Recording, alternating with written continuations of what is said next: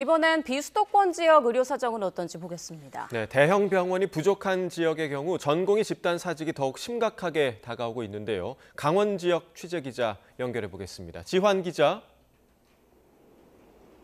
네, 강원대병원입니다. 네, 강원 지역도 전공의들의 사직서 제출이 이어지고 있다고요? 맞습니다. 92%입니다. 오전보다 조금 더 올랐습니다. 강원 지역에 인턴과 레지던트 같은 전공의들이 수련할 수 있는 병원이 모두 9곳이 있습니다. 이곳 강원대병원을 포함해서 모두 9곳이 있는데 9곳 병원의 전공의를 모두 합치면 385명입니다. 그런데 30명 딱 남았습니다. 355명이 병원을 떠났습니다. 92%의 전공의가 사직서를 제출했습니다. 당연히 수술 일정을 조정하는 등 비상의료 진료 단계가 지금 진행되고 있습니다. 제 뒤에 응급실이 보입니다. 지금 화천에서 온 구급차도 보이고요. 가장 큰 문제가 바로 응급실입니다. 전공의들이 없이 전문의들이 대신 이 공백을 메꾸고는 있지만 사태가 장기화할 경우 진료 차질이 불가피합니다. 응급실 뺑뺑이라고도 하죠. 당뇨 괴사 환자가 수백 킬로미터를 떠돌다가 진료를 받기도 하고요. 머리를 다친 환자가 응급실 신경외과 의사가 없어서 다른 지역으로 이송되기도 했습니다.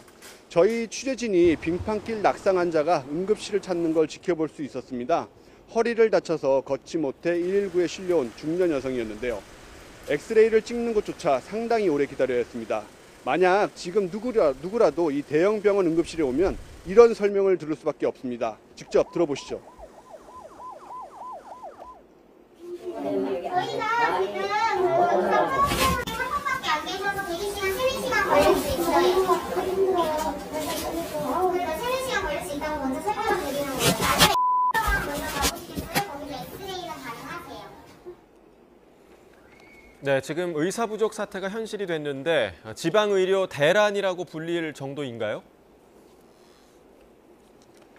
물론 피해가 있습니다. 전국 각 지역에 있는 YTN 취재진이 이번 주 초부터 월요일부터 이 파장을 계속해서 취재하면서 매일 방송을 전해드리고 있는데요.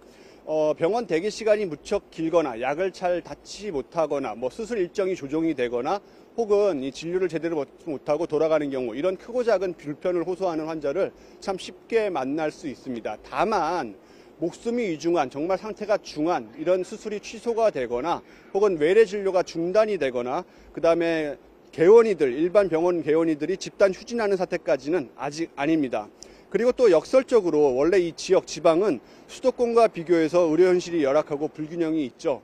기존에도 목숨이 위중하거나 대형 수술이 필요한 중환자들은 서울 수도권에 있는 이른바 5대 대형 병원을 많이 찾았습니다. 때문에 전공의 공백에도 정말 위중한 환자가 진료를 못 받는 사례는 지역에서는 쉽게 찾기 어려운 게 사실입니다. 물론 지역마다 대형 병원이나 상급 종합병원, 권역 또는 지역 응급의료센터 등이 정상 운영되지 않고 있습니다. 그러면서 연쇄적인 어려움을 겪고 있는데요. 때문에 각 지자체 주도로 비상진료 대응 방안을 마련하고 있습니다.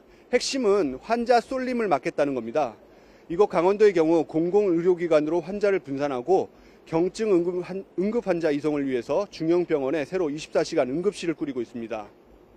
보건소 휴일 진료에 나서거나 군병원 응급실도 개방하고 있고요. 하지만 알다시피 모두 임시 방책입니다. 인력 자체가 부족한 만큼 남아있는 의료진이나 환자나 모두 피로감이 큽니다.